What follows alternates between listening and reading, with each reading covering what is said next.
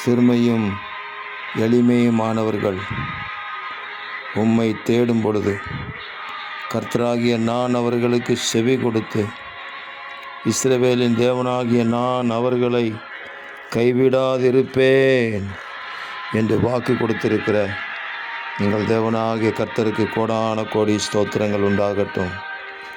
வாழ்க்கையிலே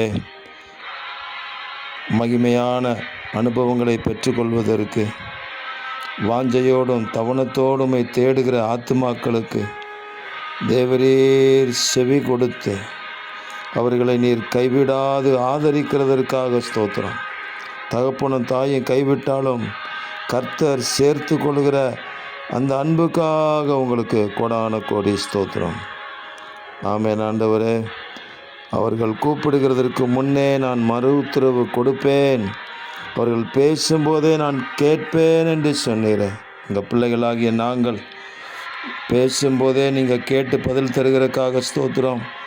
கூப்பிடுகிறதற்கு முன்பே அதையெல்லாம் அறிந்து தேவரீர் அதிசயங்களை செய்கிறதற்காக ஸ்தோத்திரம். இரட்சகர் இயேசு கிறிஸ்துவின் நாமத்திலே துதி ஸ்தோத்திரங்களை ஏறெடுக்கிறோம் பிதாவே. ஆமேன், ஆமேன், ஆமேன்.